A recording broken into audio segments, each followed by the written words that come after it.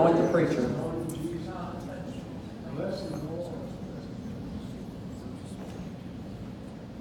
I want to thank Brother Bo for the opportunity. I don't take it lightly. I'm going to thank him for it. I'm reading, take my text from Daniel 3, starting verse 14. Brother Trent was correct. It's scarier up here.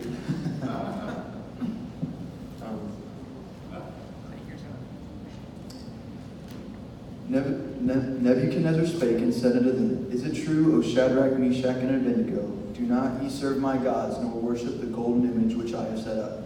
Now if ye be ready, that at what time ye hear the sound of the cornet, flute, harp, sackbut, psaltery, dulcimer, and all kinds of music, ye fall down and worship the image which I have made well. But if ye worship not, ye shall be cast the same hour into the midst of a burning fiery furnace. And who is that God? Who is that God that shall deliver you out of my hands? Yes. Shadrach, Meshach, and Abednego answered and said to the king, O Nebuchadnezzar, we are not careful to answer thee in this matter. If it be so, our God, whom we serve, is able to deliver us from the burning fiery furnace, and he will deliver us out of thy hand, O king. Yes. But if not, be it known unto thee, O king, that we will not serve thy gods, nor worship the golden image which thou hast set up. And I jump over to verse 28, and it says, Then Nebuchadnezzar spake and said, Blessed be the God of Shadrach, Meshach, and Abednego, who has sent his angel and delivered his servants that trusted in him, and have changed the king's word, and yielded their bodies, and that might not serve nor worship any god except their own God. And this is a very familiar story. The three Hebrew boys, they've already, all the music had been played and they didn't kneel. And so Nebuchadnezzar is, he's angry. And so he calls them in. And he calls them in and he says, he's giving them another chance. He's saying, you can kneel now or you will be thrown into the fire. And in verse 16, I love the way they answered. And it's like one of the answers, like I think Christians could look at this for how the devil tempts them or how he comes at them. And he says, they say, O Nebuchadnezzar, we are not careful to answer thee in this matter. Right. And I looked up the word careful, and it says, making sure of avoiding potential danger, mishap, or harm. Right. So it means they didn't care about the fire. Right. They didn't care about the furnace. They knew that God was going to help them because they trusted in him. And it says in Hebrews 13:8, it says, Jesus Christ the same yesterday, today, and forever. That means he can do what he did back then, now. So he can bring you through whatever trial you're going through. If your bills need paid and you don't have the money, God can help you through that. If you're going through school and you're all alone, you think you're all alone, and you're going to public school and all this mess of the world is there, and you don't know what to do, you just got to trust in God, and God will walk with you. He will walk with you, like he did in the fiery furnace. And my mom and dad, they wrote down these stories they had from when they were younger, and I knew the stories. I'm not a bad son, but I just needed the facts.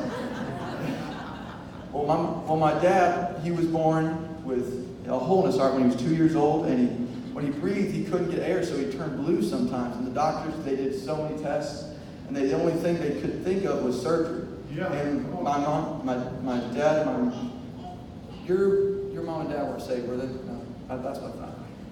And it says, and his grandpa and his grandma, and they were good, holiness, old-fashioned Christians. They brought him to the church to pray one more time before he went to surgery. The surgery was next week. Yes. And they prayed, and the next week when they got the surgery, they went in to do another test right before the surgery, and that heart, this hole in the heart was gone because they trusted in God, and that God can do anything. And then my mom's story, it's one of those stories that both of these stories just amaze me. And my mom was born without femurs and a pelvic bone in her legs.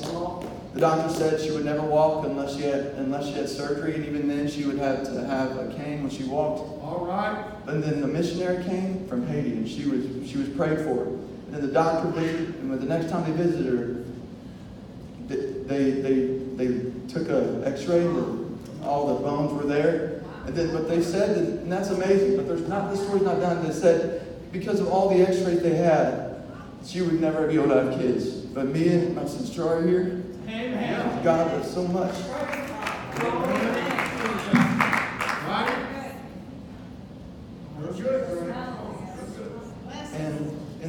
the Hebrew boys, I added this in just because, like, I was feeling it. And doing good. the Hebrew boys weren't the only people in Babylon that only kneeled, but they were the only 3 who kneeled.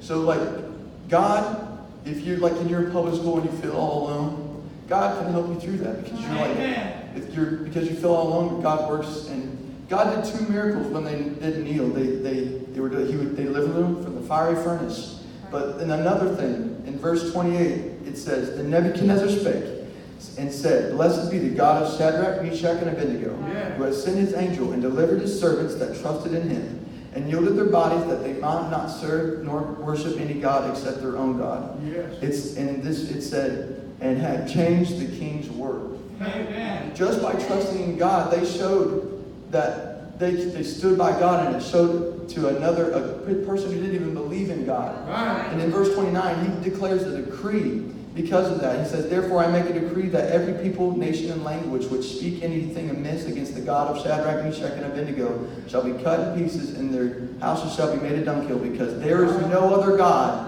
that can deliver after this sort." And if you're in like school and you're all alone, if you just stand there, because many of these kids, they don't have a purpose in their life.